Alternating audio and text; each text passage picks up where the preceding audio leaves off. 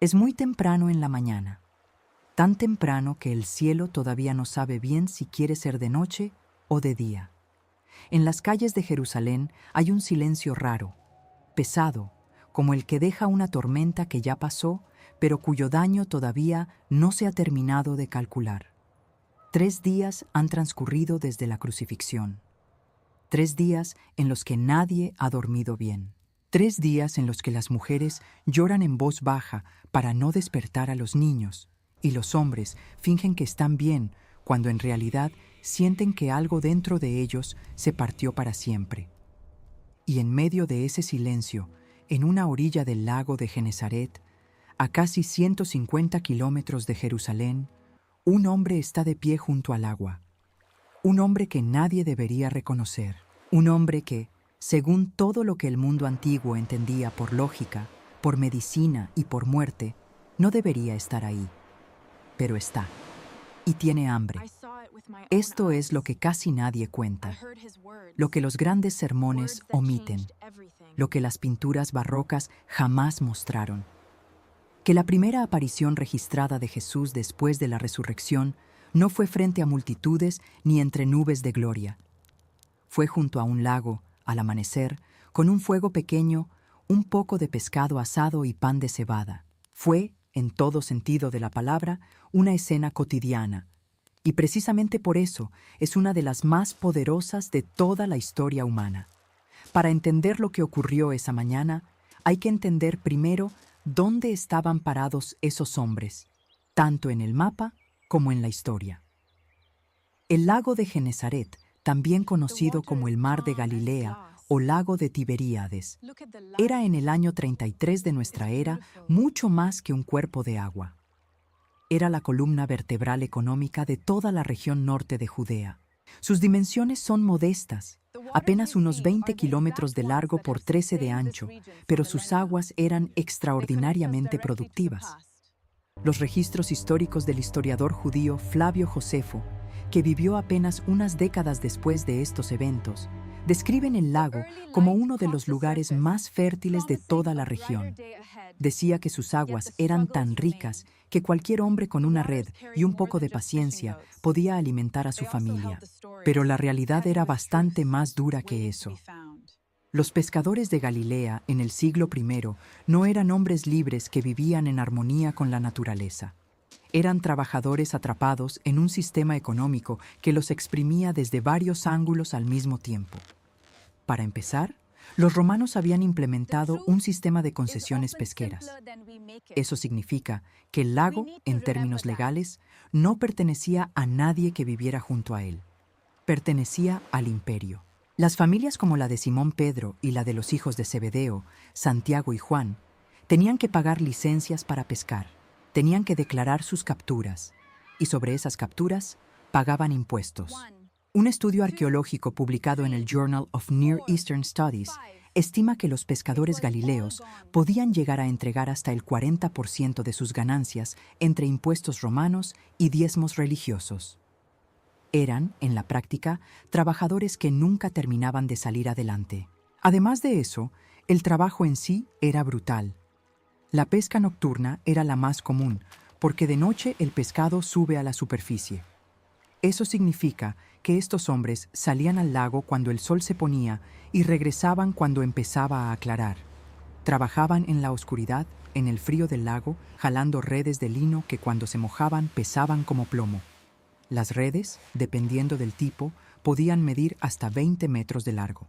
Y todo se hacía a mano, con brazos, con espalda, con los pies apoyados sobre el fondo de una barca de madera que se movía con cada ola.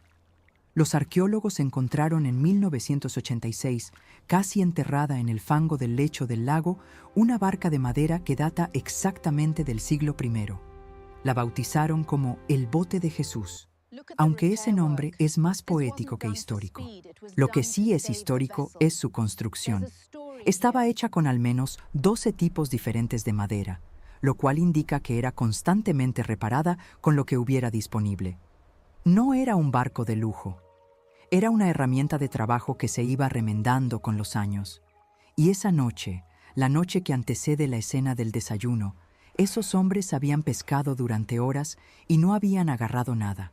El Evangelio de Juan, en su capítulo 21, lo dice con una sencillez que en el mundo antiguo era casi una confesión de vergüenza. Y aquella noche no pescaron nada. Para un pescador del siglo I, regresar con las redes vacías no era solamente un fracaso profesional, era una crisis doméstica. Era el día siguiente sin comer. Era el impuesto que seguía acumulándose aunque la pesca hubiera sido mala. Ahora bien, hay algo en este relato que casi nunca se analiza desde un ángulo histórico y es la pregunta aparentemente simple de cómo se preparaba el pescado que estaba sobre ese fuego. Porque cuando el texto dice que al llegar a la orilla los discípulos encontraron brasas con pescado encima y pan, no está describiendo algo misterioso ni milagroso desde el punto de vista culinario. Está describiendo el desayuno más común de Galilea. Y conocer ese desayuno en detalle cambia completamente la manera de imaginar la escena. El pescado más común en el lago de Genesaret era el que hoy en día los biólogos llaman Saroterodon galilaeus, conocido popularmente como la tilapia de San Pedro, precisamente por esta conexión histórica. Era un pez relativamente pequeño, de entre 20 y 40 centímetros, con carne blanca y firme, que aguantaba bien el calor directo. Pero junto a él coexistían otras dos especies igualmente importantes.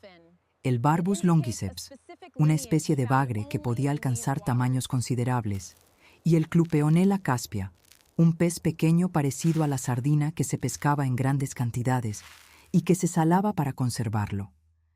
El proceso de conservación del pescado en el siglo I era una industria en toda regla.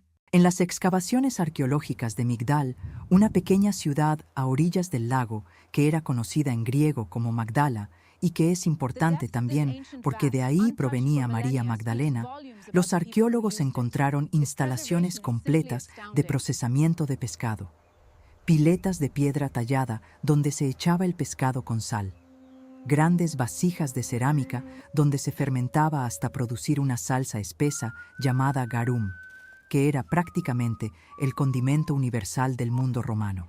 El garum galileo era tan apreciado que se exportaba a Roma. Era un producto de lujo cuando venía de ciertas regiones, aunque para los habitantes locales era simplemente el sabor de todos los días.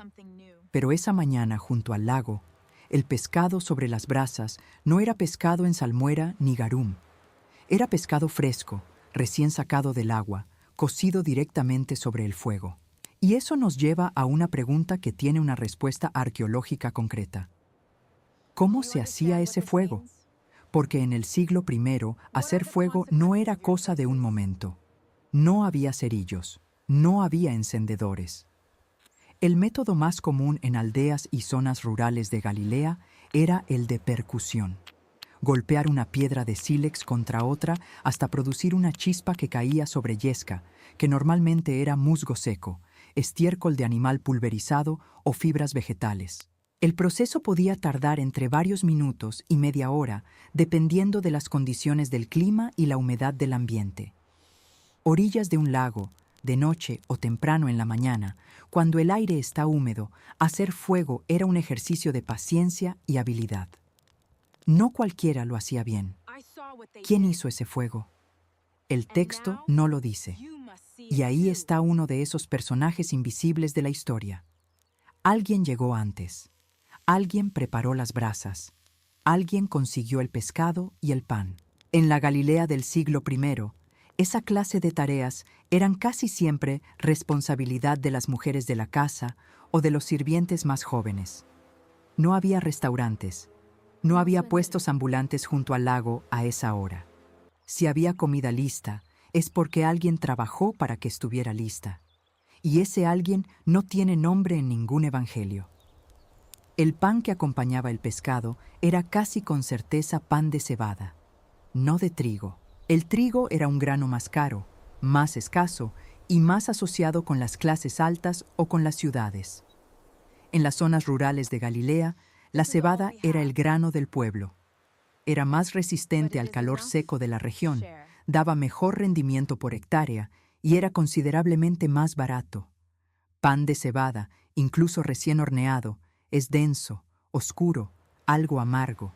No tiene la esponjosidad del pan de trigo, pero tiene calorías, tiene fibra, tiene sustancia.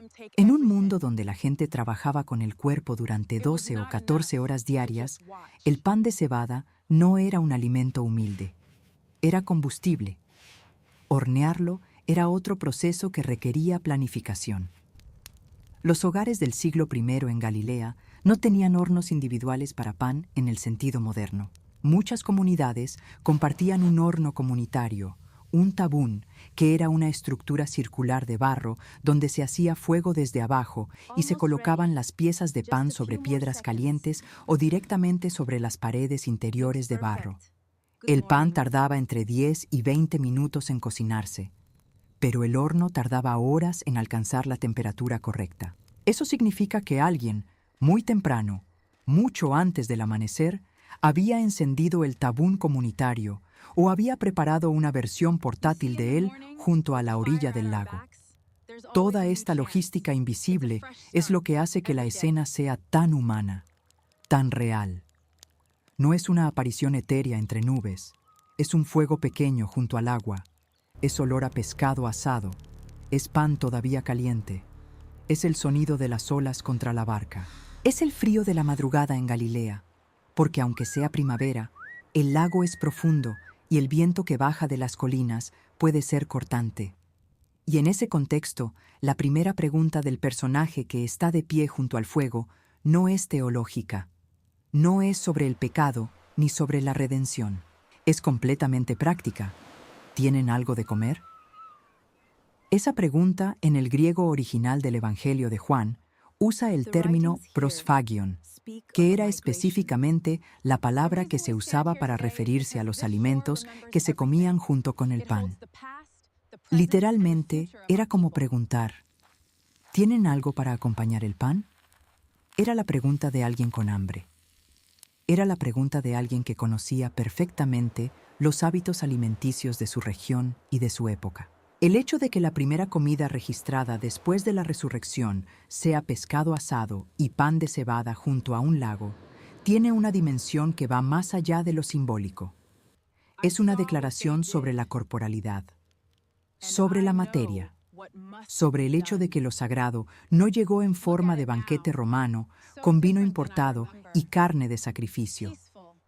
Llegó en la forma más humilde posible, lo que cualquier familia galilea de clase trabajadora comía cualquier mañana de cualquier día del año. Los arqueólogos que han excavado en las orillas del lago de Genesaret han encontrado miles de anzuelos, pesas de red, restos de embarcaciones y, en algunos casos, espinas de pescado carbonizadas junto a fragmentos de cerámica donde claramente se prepararon alimentos sobre fuego directo. Esos hallazgos, que parecen mundanos desde lejos, son en realidad una ventana a exactamente el tipo de escena que describen los evangelios, no como metáfora, como práctica cotidiana documentada arqueológicamente. Hay algo más que casi nadie menciona, el contraste entre esta escena y lo que ocurría al mismo tiempo en Jerusalén. Mientras en las orillas del lago se cocía pescado sobre brasas, en la Ciudad Santa, los sacerdotes del templo estaban en medio de la temporada de Pascua. El templo, en el año 33, era una institución de poder económico descomunal. Los registros históricos indican que durante la Pascua podían sacrificarse en el templo hasta 250,000 ovejas en una sola semana. Era una operación industrial disfrazada de ritual sagrado. El olor de la sangre y el humo del sacrificio impregnaba toda la ciudad. Los ricos ofrecían animales enteros. Los pobres llevaban lo que podían, palomas en su mayoría, que eran el animal de sacrificio más barato disponible. Y mientras toda esa maquinaria religiosa funcionaba en la capital, en una orilla del lago, al margen de todo ese poder, ocurría algo que ningún sumo sacerdote había planeado ni autorizado. Lo que se sabe hoy desde la ciencia de la nutrición es también interesante. La tilapia del lago de Genesaret es un pescado extraordinariamente rico en proteínas de alta calidad y en ácidos grasos omega 3. La cebada es una fuente excelente de fibra soluble y tiene un índice glucémico considerablemente más bajo que el trigo, lo que significa que da energía de manera más sostenida y evita los picos de azúcar en sangre. La combinación de pescado fresco con pan de cebada es, desde la óptica de la nutrición moderna, una de las comidas más equilibradas que existían en el mundo mediterráneo del siglo I. Los galileos no sabían nada de ácidos grasos ni de fibra soluble, pero habían llegado empíricamente, a través de siglos de prueba y error, a una dieta que la ciencia moderna calificaría como ejemplar. Esto nos dice algo importante sobre la inteligencia práctica de las personas comunes de esa época. No eran primitivos, no eran ignorantes.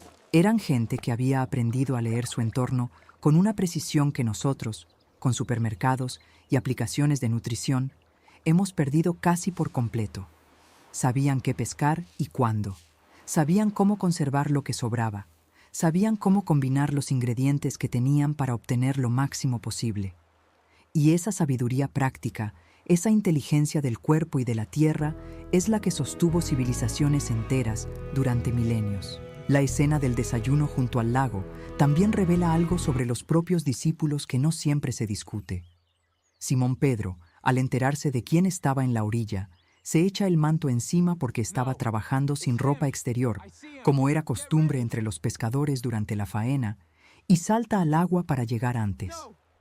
Esto no es un detalle menor. Un hombre que lleva días en un estado de shock emocional, que ha vivido la traición, el juicio, la ejecución de alguien a quien amaba y la confusión de noticias contradictorias sobre una tumba vacía. Ese hombre, al ver la figura en la orilla, no piensa, actúa, se avienta al agua. Y eso es un retrato psicológico profundamente humano. Es la reacción de alguien que ha estado paralizado por el miedo y el dolor y que de repente encuentra una razón para moverse. Los demás arrastran la barca y las redes, también llegan, también ven el fuego, también huelen el pescado. Y nadie se atreve a preguntar quién es, porque en algún nivel cada uno de ellos ya sabe.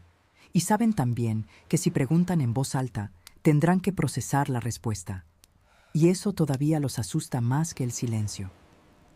Esa tensión entre saber y no querer saber es una de las experiencias más universalmente humanas que existen. La hemos sentido todos, frente a un diagnóstico médico, frente a una relación que se está rompiendo, frente a una verdad que va a cambiar todo lo que conocemos. Hay un momento en el que el cuerpo ya sabe, pero la mente pide un poco más de tiempo. Y eso, en una mañana del año 33, junto a un lago de Galilea, lo vivieron 7 pescadores agotados, mojados y hambrientos mientras el fuego crepitaba y el pescado se asaba. Nadie va a saber jamás el nombre de quien preparó ese fuego. Nadie va a saber si era un muchacho joven o una mujer mayor, si vivía cerca del lago toda su vida o si había llegado de otra ciudad siguiendo a ese grupo de hombres errantes. Pero ese gesto, esa leña recogida antes del amanecer, esas brasas encendidas con paciencia y precisión, ese pescado puesto sobre el calor en el momento exacto, es parte de la historia, es parte de cada historia. Las civilizaciones no las sostienen únicamente los que hablan frente a multitudes. Las sostienen también los que encienden el fuego antes de que amanezca para que alguien más pueda comer cuando llegue. Hay millones de personas así en la historia, en todas las épocas, en todos los continentes. Personas que no tienen estatuas ni libros escritos sobre ellas, pero cuyas manos hicieron posible que la historia siguiera adelante. La cocinera que amasó el pan, el pescador que salió al lago a pesar del frío, el niño que recogió la leña, la mujer que guardó las brasas encendidas toda la noche para que el fuego no se apagara. Esos son los verdaderos protagonistas anónimos de la historia humana. Y sin ellos, ningún momento grande habría sido posible. Si esta historia te hizo ver con otros ojos algo que pensabas que ya conocías, déjanos en los comentarios cuál es el detalle que más te sorprendió. ¿Sabías lo que significaba realmente comer pescado con pan de cebada junto a ese lago? ¿Habías pensado alguna vez en quién preparó ese fuego? Dinos qué piensas. Y si quieres seguir descubriendo los detalles invisibles de la historia bíblica, en el próximo video vamos a hablar de algo igual de sorprendente. La mujer que horneaba el pan en casa de Marta y María, y lo que la arqueología moderna encontró en esa región de Betania, que cambia completamente la imagen que teníamos de esa familia. No te lo puedes perder. Dale like si este video te abrió los ojos, suscríbete si todavía no lo has hecho, y activa la campanita para que no se te escape ninguno. Nos vemos en el próximo.